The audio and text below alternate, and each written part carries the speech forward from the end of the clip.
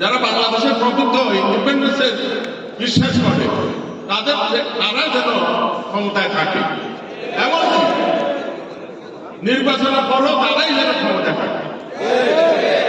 সুতরাং এত তাড়াহুড়ো করার কি আছে? একটু সময় দেন, দেখেন ছাত্ররা যারা আন্দোলন করেছে, যারা লিডারশিপ দিয়েছে, তাদেরকে মূল্যায়ন করুন। লক্ষ জনতা যদি সেদিন রাস্তায় নেমে না আসে, তাহলে বিপ্লব হতো না। এর মধ্যে মহিলারা সামিল ছিল, মা বোনেরা ছিল। সুতরাং আজকে আপনারা ব্যবসায় ছিলেন, আপনারা আপনাদের পাওনা বুঝি নেন, কেউ আপনাদের পাওনা হাতে তুলে দিবে না। আপনাদের পাওনাগুলোকে আপনাদেরকে বুঝে নিতে হবে। আপনাদের মনের ভিতর যে আয়নাঘর এতদিন বাসা বেঁধেছিল, সেটা থেকে মুক্ত হতো। ৭২ সনের সংবিধান অনুযায়ী এগুলা বেআইনি বিষয়। ইলেকশন তো অবশ্যই হবে, তবে সেটার জন্য যৌক্তিক সময়টা দেয় এবং সাপোর্ট করে সরকার। আমি আরো অনুরোধ করব সরকার যে আমাদের সমাজে যোগ্য লোক অভাব নাই, বিশ্বাসী লোকের অভাব। তাদের থেকে আরো কিছু উপদেষ্টা যারা বিপ্লবের চেতনাকে ধারণ করে, যারা বিশ্বাস করে, তাদের থেকে আরো কিছু উপদেষ্টা যাতে না হয়, যারা রাত দিন পরিশ্রম করবে, সকাল ৯টাতে আসি ৫টায় চলে যাবো, ওরা না। এই দেশের গঠনের জন্য, এই দেশের এই ক্লিন করার জন্য যত ডার্টি থিংস ওরকম লোক দরকার। এবং তারপরে আপনারা যে সরকার পাবেন থ্রু ইলেকশন, সেটা ট্রুলি জবাবদিহিতামূলক হবে। এবং মানুষের এই যে আজকে অনেকে বলে যে one group flat another group will be coming just to do the same, এটা যেন মানুষের মন থেকে চলে যায়। কারণ আমাদের কোনো অর্থ হয়, এটা কোনো স্বাভাবিক কোনো পরিবর্তন আমাদের বুঝতে হবে। এটা হচ্ছে ছাত্র জনতার অভ্যুত্থান বিপ্লবের মাধ্যমে হচ্ছে। সুতরাং এটা যদি স্বাভাবিক পরিবর্তন হতো, তাহলে তো এত লোক এখানে শহীদ হওয়ার কথা না।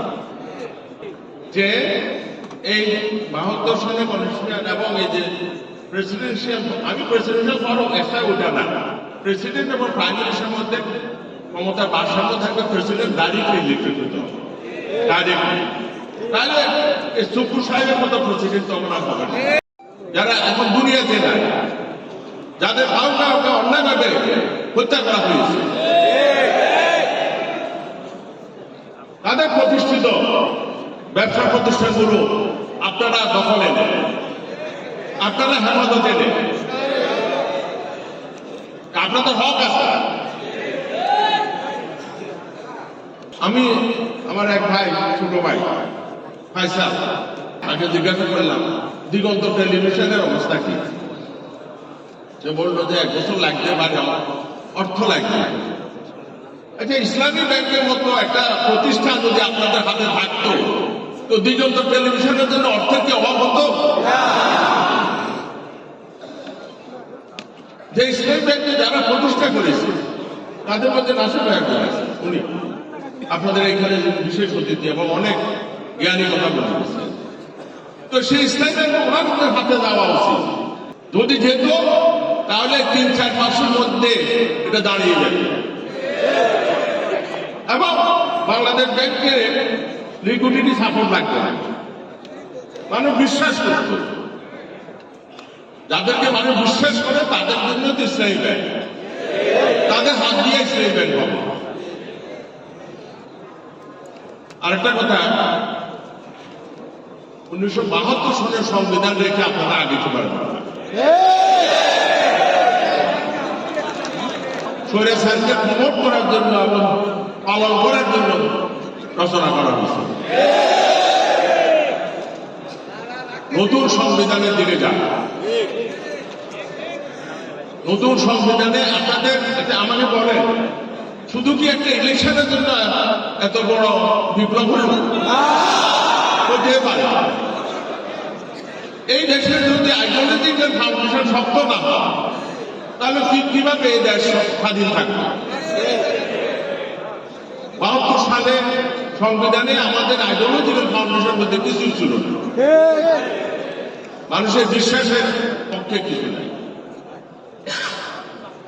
আমি আরেকটা কথা বলব, এদেশে আমার কাছে মনে হয় বেটার রিপ্রেজেন্টেশন হবে প্রেসিডেন্সিয়াল ফোরাম হলে। কারণ হচ্ছে আমি বলি জামায়াত ইসলামী এবং আওয়ামী লীগের সমর্থন ছাড়া এদেশের কোনো প্রেসিডেন্ট নির্বাচিত হবে না। চাই সেটা বিএনপি থেকে হোক অথবা অন্য নিরপেক্ষ কেউ হোক। 1991 সালে still I believe mistake was made. এখনো সময় আছে, ওটা চিন্তা করে দেখেন। শুধু প্রপোর্শনাল রিপ্রেজেন্টেশন হলে ওটাতে সমস্যা অনেক বেশি আছে। সুতরাং